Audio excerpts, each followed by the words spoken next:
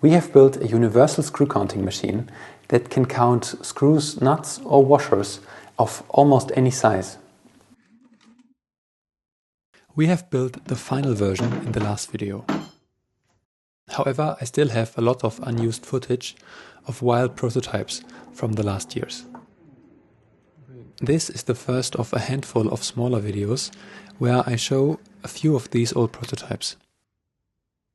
I want to share tricks about fastness and automation in the hope that it will inspire those of you who are still in manufacturing.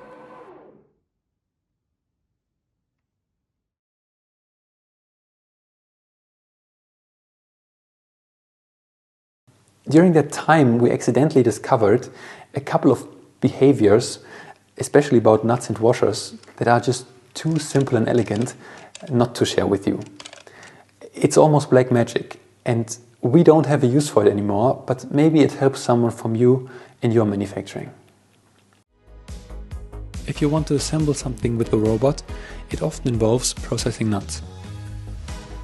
This is typically done with a specially shaped tube and compressed air that shoots the single oriented nuts to the robot.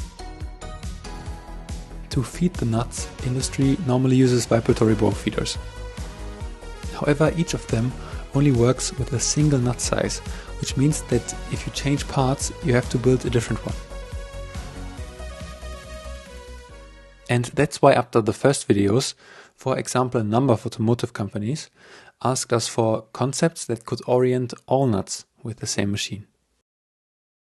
So what is the easiest way to get a nut out of a pile and orient it? Well, it turns out all you need is this. This is just a random drain pipe. But when you put a pile of nuts in it and start rotating, something interesting happens. To show it better, I made this.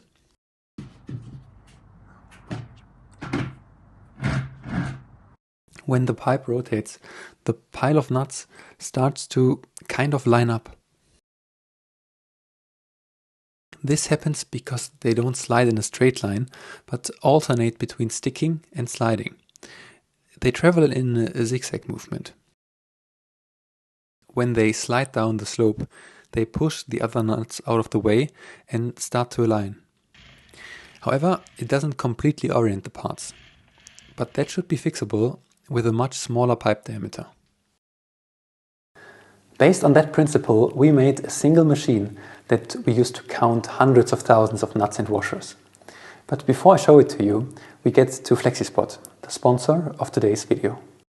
FlexiSpot's E7 Plus height adjustable desk is the most popular 4-leg adjustable table on the market. It can lift up to 200 kilograms and its 4 legs make it super stable. That's why we can use it as an electronics workstation without anything getting wobbly. Being able to rework and solder electronics, both sitting and standing, is extremely convenient. And since the table can lift so much weight, I don't think we will have any problems in the future. In addition to its stability, the table has a lot of other practical features, such as programmable positions and a USB port to charge your phone. FlexiSpot is currently running a big sale with lots of discounts. Shop now with my code to get an extra $50 off the E7 Plus and the E7L standing desks. So check out FlexiSpot, link in the description. Okay, so this is the concept we built back then. You could adjust the incline and rotate the pipe at variable speeds.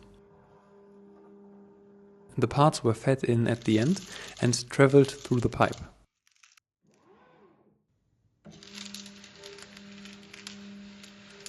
We added some simple retaining rings that allowed us to make the pipe shorter. At the end, we get a stream of perfectly oriented and separated nuts or washers. It would be easy to add some kind of guide rails here to process them further. But really the crazy part is that this concept works for pretty much any part. From M2 hex to M8 square nut, washers, all on the same machine. The entire concept appears to be relatively independent of incline of the tube as well as rotation speed. And you can use it for small parts as well as for big parts, almost, again, independent of the diameter of the tube. And this is just crazy to me. It's such a simple yet universal concept for nuts and washers. I find it amazing. The only thing that is kind of important is that you don't fill in too many parts at once, because otherwise you would need a very long tube to stretch them out enough. But there are multiple ways this could be done. For example, we tried a couple of simple retaining rings in the tube, and that already worked quite well. Anyway, this was just a cool concept that we discovered, and that I hope is helpful to some of you that are still in the manufacturing area. Also, feel free to give some feedback in the comments if you like shorter videos like this, or if you prefer the longer ones. Also, thank you to anyone who applied after the last video. It's crazy to me how many people are watching this, and also how many of you would be willing to move here from all around the globe to work on something with us. And there were some quite cool and talented people amongst those who applied, and hopefully some of them will join us soon. I am currently pulling as much money as I can together for what's next. And if you don't want to miss that, then be sure to hit the subscribe button. And I will see you in the next video.